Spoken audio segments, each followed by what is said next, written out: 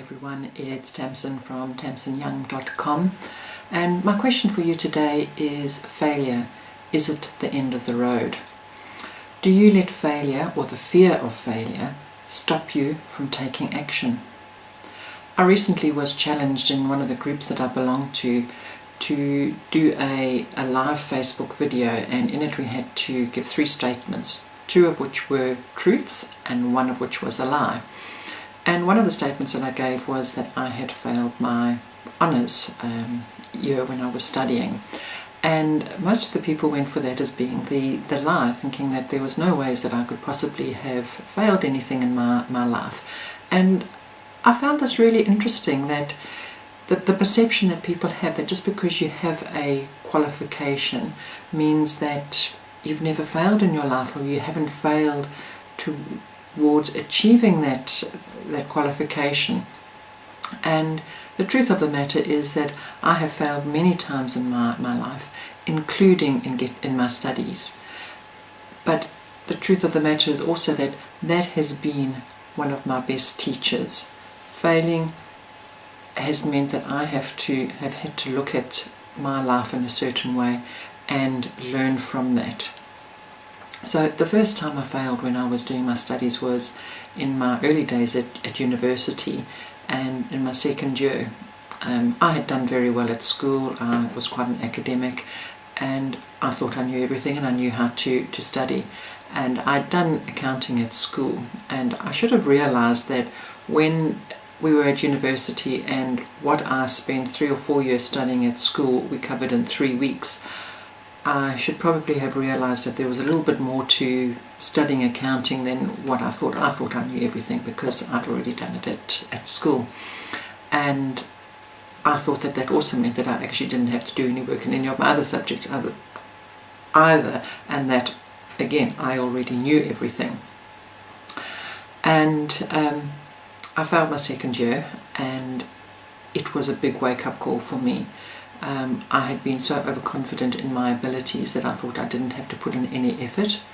I thought that I could use the same tactics that I'd used at school, which was what a lot of us do, and that was cram the night before. And with the volume of work we had at school, that was possible. With the volume of work we had at university, I realized during my holidays, when I was opening up my books to do my studies for the end of the year, that maybe if I'd actually worked during the year while we were doing the work, maybe it wouldn't be so overwhelming now, and I would have had a better chance. And you live and you learn from these things. So I learned from that, and then when it came to time for me to do my honours year, I had been studying part-time, I had been working, and my first attempt at it I failed. The second year I signed up for it, and I was probably about 3 months into the studies when I realized that I was heading the same way that I had the year before. And I had to make the call, and I actually deregistered from the course then. I was overstudying. So the lesson I learned from that failure was to actually reflect on what has happened and make a decision accordingly. And it wasn't the end of the road for me. The fact that I didn't pass my honours exam then and go on to do my CA exam then didn't mean I never got to be qualified.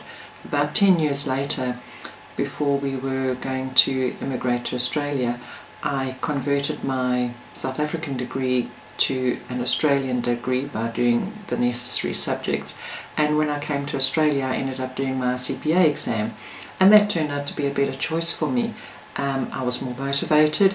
I had a lot of other things going on in my life at that time as well, but I had a good enough reason to knuckle down and do the work as it needed to be. I was focused, I was disciplined, and I was productive with my work, and that makes a massive difference.